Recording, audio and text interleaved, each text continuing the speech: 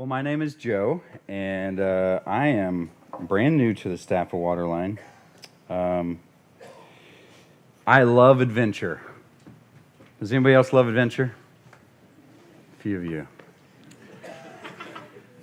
Well, you're in for a ride. Here we go. No, I think it was 2 summers ago. I was trying to remember, 2 summers ago, maybe last summer. We had some friends that, my wife and I, we have this dream that someday our kids will move out of the house.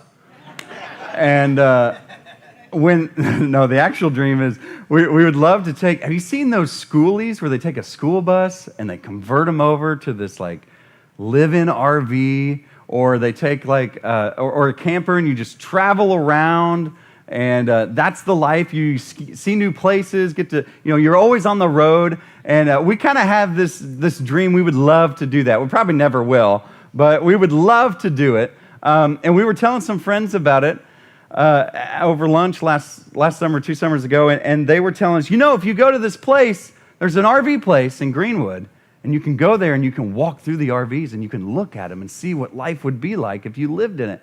We were like, that's incredible. Let's do that. Yeah, we should do that. So we were traveling home from Bloomington, Indiana, where we're from, where our parents live, and we were coming back home towards Indianapolis, and we stopped, and we pulled in to the parking lot, and this one area had kind of the new ones, and it looked like it was really hard to go through there, and I didn't want to deal with the salesman, and so, but then we saw like this for sale sign on this RV, and they were like the older ones, and we were like, oh yeah, this is our price range, teacher salary, pastor salary. This is our jam. So we walk up and we open up the door, and it's kind of got this musty smell in this RV, and it even said it said adventure across the RV, and it looked like one of those holiday ramblers, had the snub nose on it. We were like, this is amazing. This would be so cool, but this one's a little trashed, and so we came down off of it, looked at a couple more, and we probably looked at 3 or 4, and then Dawn and the kids, they were kind of over it, and I thought, what, I'm going to look at this last one and see what, and I couldn't find a for sale sign on it, looked everywhere, and so I grab hold of the door, and it's stuck, and I'm pulling, and sometimes I just, maybe a little bit more energy will help it, and I'm tugging, come on, and then all of a sudden I hear this dog start barking, and I thought, something's not right. And I hear a TV, and I hear voices, and I look up, and the sign says vacancy, and I realized we were where people park their RVs, and we had been walking on people's RVs. The one had the for sale sign, but as we were driving, I looked, and no others had a for sale sign on them. So embarrassed.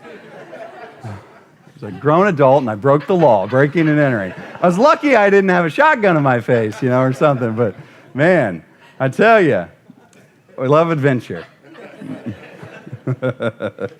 These kinds of things happen to our life a lot, it seems like.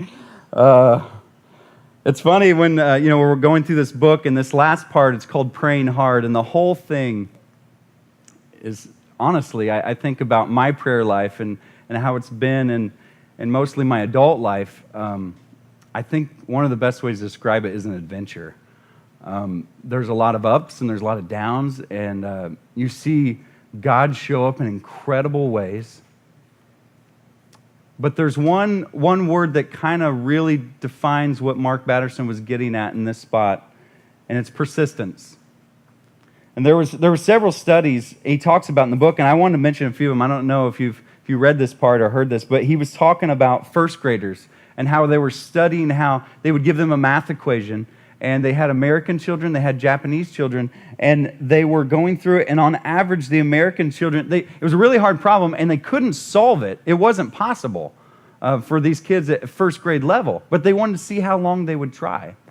And the American children would quit after about 9.5 minutes on average, and the Japanese children would quit on average at about 14 minutes. And it wasn't the one thing that they had defined that they realized was the one key factor. It didn't have to do with intelligence. It didn't have to do necessarily where they were from, but it had to do with persistence. The desire to want to keep going. The desire to want to see something happen. There was this other study decades ago that he talks about. Anders Ericsson and his friends, his colleagues at Berlin's Academy of Music, they were studying musicians and violinists. And they kind of broke them up into three categories. There was the average players, there was the good violinists, and then there was the elite performers. And they said they took them all, and from birth up to age 8, all of their practice time was about the same. And then it started differing up to age 20. And they said by age 20, the good violinists on average logged about 4,000 hours of practice time. It's a lot of hours. I was thinking back, I've been playing guitar for 21 years. I logged a lot of practice time, I remember, but I don't know if it was 4,000 hours. The good violinists totaled about 8,000 total hours. And the elite was 10,000 hours they practiced up to age 20 to become the great violinists that they were. While there's no denying that innate ability, I think, helps become this greatness, but they had determined that the potential was only tapped into by persistent effort. Persistence. Persistence is the magic bullet, and the magic number was 10,000. Is prayer any different? I was thinking about this. It's a habit that's cultivated. It's a discipline that's developed. It's something that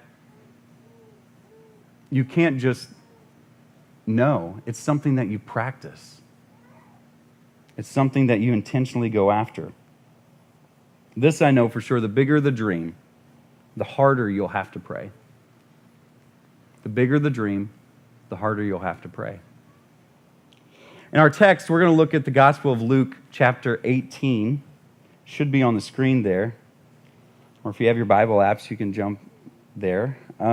Verse 1 it says, one day, and I got to tell you first, my degree is in Bible literature. I've studied, been in and out of this Bible, took many classes, different parts.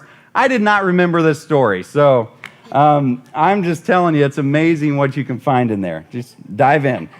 Luke 18, starting with verse 1, it says, one day Jesus told his disciples a story to show that they should always pray and never give up. There was a judge in a certain city, and he said, who neither feared God nor cared about people. A widow of that city came to him repeatedly saying, give me justice in this dispute with my enemy. So the judge ignored her for a while, but finally he said to himself, I don't fear God or care about people, but this woman's driving me crazy. I'm going to see that she gets justice because she is wearing me out with her constant request. She's driving me insane. Does anybody know a woman like that? Easy, guys, easy. Oh, I heard someone say, not going there. Somebody's going to be sleeping on the couch if you're not careful. The parable of the persistent widow is a really interesting story, but I think it shows us what praying hard looks like. Knocking until your knuckles are raw. Crying out to God until you've lost your voice. Crying every tear that there's none left. This is the persistence that they're talking about. This is what this widow is. And this is what our prayer life should be like. The term that they use, she is wearing me out, they use a lot in boxing. I love the Rocky movies. I've watched them all so many. Yeah. I've watched them so many times. And you guys remember, in the one movie, Rocky 3, it was all about speed, and he was just supposed to wear him out, right? He just kept turning and wearing him out. And just kept moving. Just stay in the fight. Just stay in the fight. Go all the rounds. Stay in the fight. Stay in the fight. And our prayer life should be like that. You're going 12 rounds in this spiritual battle. I've noticed one thing when I have given everything in prayer to God, I get God's best. But I also get the devil's best. And he comes at you hard. And he brings up things that you have forgotten about. And he brings things that you could have never imagined would happen. It's truly a spiritual battle. It's truly something that shouldn't be taken lightly. But it's the most rewarding thing ever. Mark Batterson talks about it like this. He says, praying like it depends on God and working like it depends on you. Praying like it depends only on God. There's no other outcome, but God is going to be your answer. God is going to bring the answer to you. But knowing that, the one thing that you can do and that you have to do is pray. It's praying until God answers, no matter how long it takes. It's doing whatever it takes to show God that you're serious and that you mean what you're praying and what you're asking Him for is really important to you. I don't remember if it was in this book or if it was Mark Batterson's other book, but he had this, he said this phrase, and it's wrecked my life for the last couple of years since I read this. I think it was this book. God doesn't answer vague prayers. God wants to hear your honest, bold, specific things that you care about. He wants to work in those things. When we don't know what's going to happen next, we pray to God. We pour it out. In 2015, my wife Dawn and I, we finished up, well, it was my hardest thing, one of the hardest things I ever did in my life, college. I'm a horrible student, guys. Just throw that out there.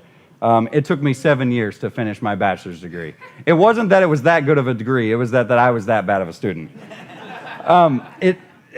She had like a really high GPA. I was on probation, academic probation, like twice. I mean, it was a rough go. I just a horrible student. There was always something else to do. We went back to school after we both had careers, and so we had kids. We had Patrick and Audrey. They were little. I remember coaching track while I was finishing my bachelor's degree. I remember leading worship. I remember teaching Sunday school. I remember doing a lot of different, being on vacation. There was vacations upon, it was just a part of our life. Looking back, I remember on Facebook, it showed me pictures, July the 4th, 2015, we were doing homework on July the 4th. Everyone else was having a great time and we were doing homework. It was a really hard part of my life, but we finally finished, and then we were looking for the next adventure, what it would be, and we went through church planting assessment. I thought I wanted to plant a church, and the problem was I just didn't know where I wanted to plant a church at. Dawn had went on, she had taken a job with the state of Indiana and was working for the State Board of Accounts and was an auditor. She would go to like city halls and schools and audit their operations, and in that, we were foster parenting also. There's a lot of life happening in our life. And I remember she would leave at 5 in the morning and not get home till 6 at night. And I was Mr. Mom with 5 kids at home. 3 that weren't mine.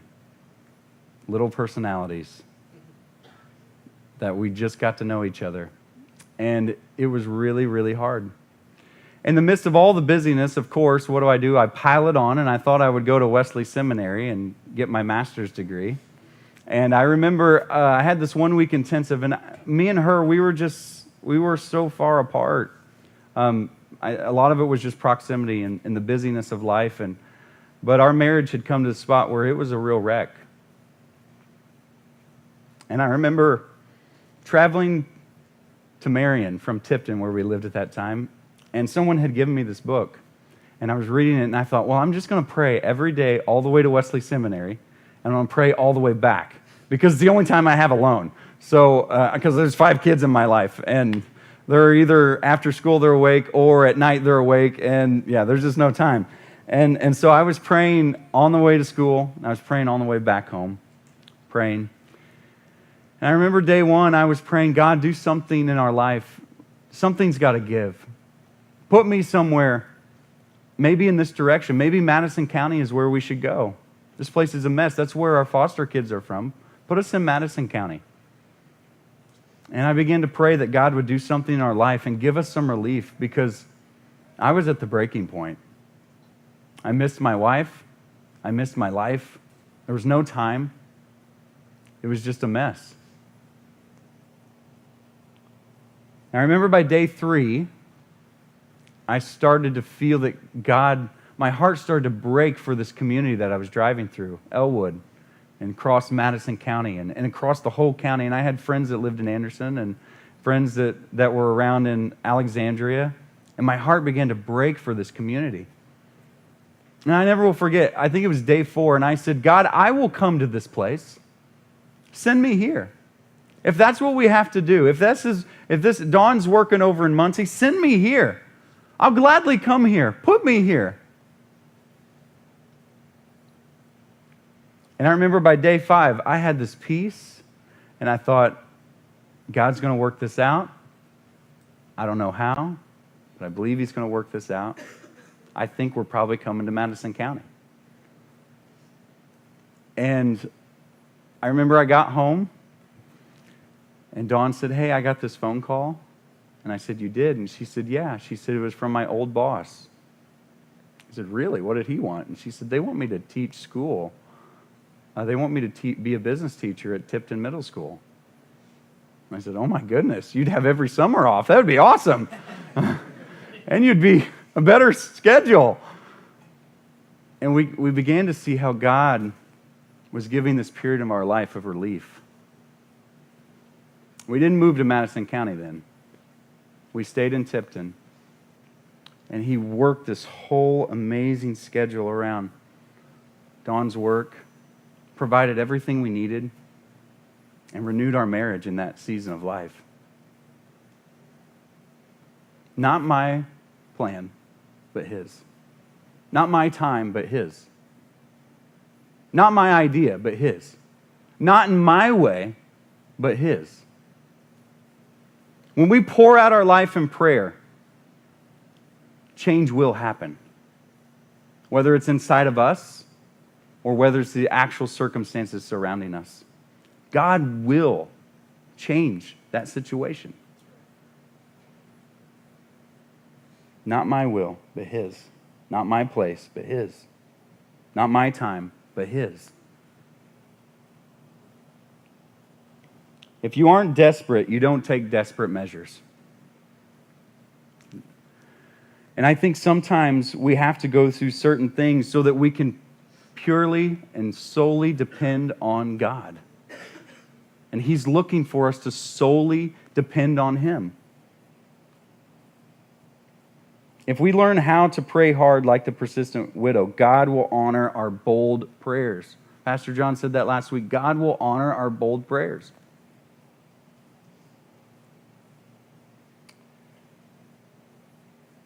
I loved teen camp when I was a youth pastor because I like to do competitive things. I get really competitive. Anybody else competitive in this place? Oh my goodness. Yeah, they're already cheering. You can pull them out of the crowd. I remember there was this girl, and she was from Madison County, and we would play water polo in the swimming pool during camp. And I would say, Sydney, like, you are so good at getting the goals. Like, every time I was like, you must, like, do you play sports? She's like, I play softball. I'm like, I can tell. You, like, launch that ball in there and just goes right in a corner somewhere where somebody's not at. You know what water polo is? You're just throwing this ball in that goal. And she said, yeah. She said, well, I just don't give up. I just keep throwing it. I said, oh, yeah, duh. I guess I should have thought of that. And then she said, if that doesn't work, I throw it right at their face. And she said, they'll move eventually. I was like, that's good. That's real good.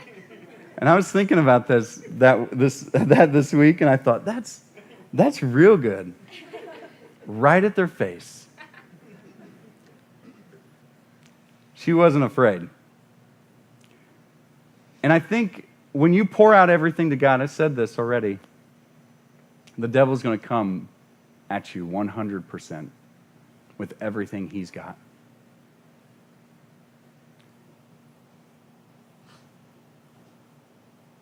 And it's disguised in busyness. It's disguised in your job. It's disguised in your education, your goals. It's disguised in your family. It's disguised in your past, your future.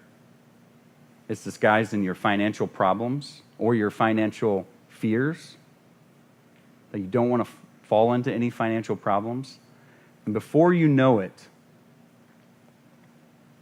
you're not praying hard. I was thinking about this, how, I've told before, I love fitness. It was suggested to me that I do something like that through some counseling a couple years back.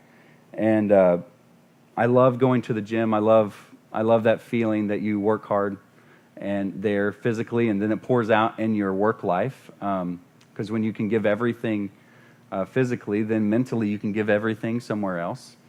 And you believe that because you see results and progress. And I was thinking about how much time I spend where I block out the schedule. I'm like, okay, I want to go to the gym after work, so I need to pack my bag that morning. I need to have all my drinks with me. I need to have my earbuds. I need my shoes. I need my playlist. I need to make sure I have my gym membership. You coordinate all these things to make this happen. Then you're there, and then you're like, okay, well, I got to warm up for all this time. And then you got your playlist, and you're locked in, and you're going, you're running on the whatever, or, stair climber, and, trying not to fall down the stairs. You're doing all these things, and you spent all this time to do it. You actually got in your car, and you drove there, and then you drove back. You drank your drinks after you're done to make sure you had protein in your body and all these things. And I thought, man, how intentional we are about those things. What if my prayer life was like that?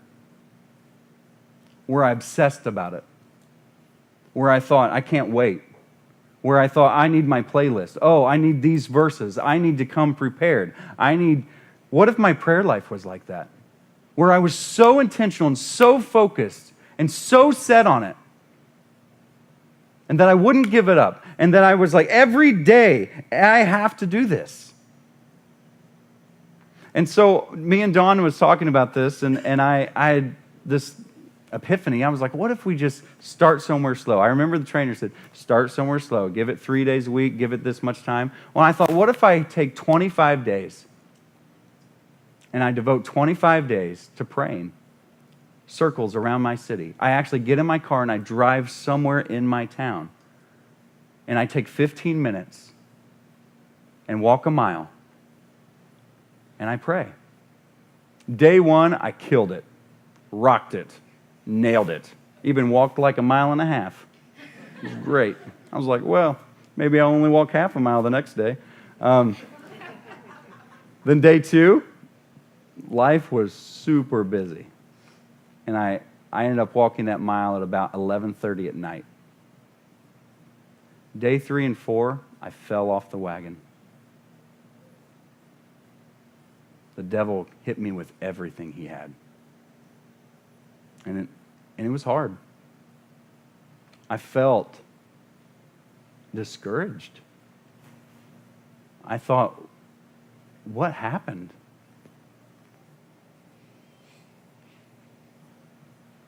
Do you know the devil is good at what he does? And you have to recognize that. When you draw this line in the sand and you say, I'm living my life for this God that loves me, that's given everything for me, he hates that. And he's going to come at you with everything he's got. I like what the Lord gave me, though, yesterday as I jumped back on the wagon.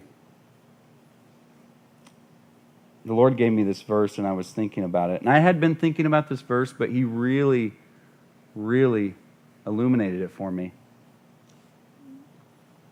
Isaiah 57 says, because the sovereign Lord helps me, I will not be disgraced.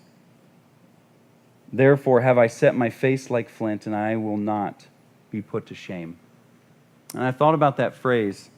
I've heard people say that, set my face like flint. And apparently, in these times, that stone was the hardest stone they had. And it's actually what they used to create spark, so they had fire. They'd use a flint stone, sharpen knives with it. The hardest things. It was the hardest rock they could find. I thought, wow, that's amazing. Just felt like the Lord was impressing that on my heart. Set your face like flint. Hardened. Not hardened to emotions, not hardened, but committed, focused, persistent. I don't know why I'm surprised that the devil fights me so hard. He's done it before. The things he's said to me before. The things he's used before on me. It's no surprise. He's going to fight. There's no surprise what God can do, though. This God can do the impossible. This God can do the amazing. This God, it's already set. He wants to bless me. He wants to be in my life. He's done all these things for me. How can I forget this? When I was growing up in the church, I think one of the things that they talked about a lot was being humble. And that kind of rubs wrong with confidence, doesn't it? But I was thinking about this week. We should have a confidence in knowing that our God can do anything. And so when we circle these prayer requests, we should look at them with confidence, believing. The widow had confidence that this was going to happen in her life, didn't she? She knew that something was going to change. She just kept showing up, kept showing up, kept showing up, kept showing up. What if our prayer life was like that? What if we kept showing up and saying, God, this one thing I've marked, and I'm not going to stop until you do something. I'm going to keep knocking. I'm going to keep tapping. God, I know that you know this. I know that you can change this. I know you have the power. There's no question. But I want you to know that I'm showing up. I'm here. I'm knocking. I'm tapping. I'm not quitting. I'm coming. I'm here. Do something. God, I'm calling out to you. God, I'm crying out to you. I'm not quitting. I'm not quitting. My face is set like flint. What if your prayer life was like that?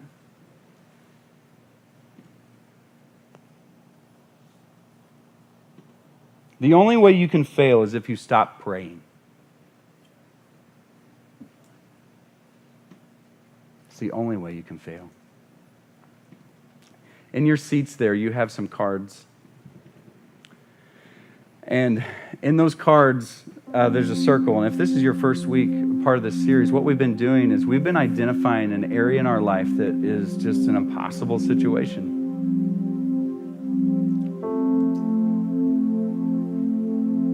But I believe the God that loves you understands the situation that you're in. Some of you have already circled things. You've already identified something in your life that you've circled.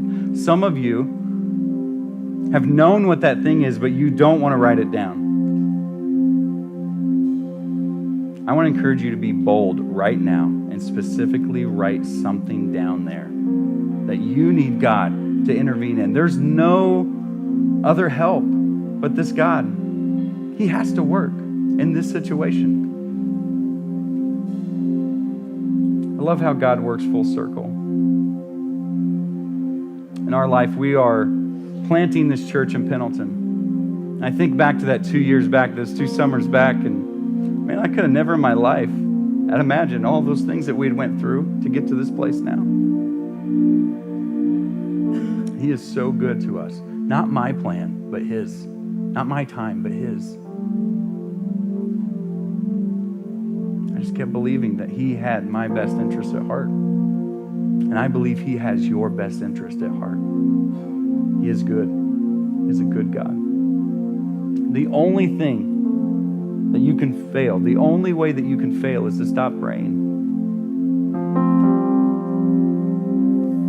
What if you set aside a time and said, I'm going to commit this time to praying about this thing, and I'm not going to stop. I'm just going to keep showing up.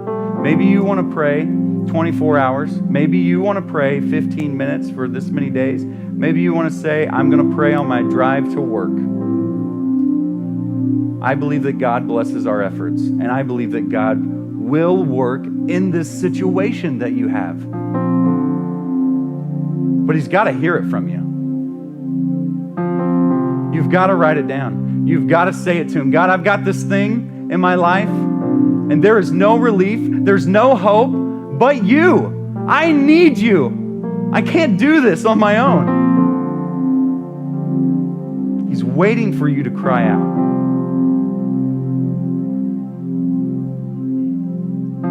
are you going to wait? Just give in.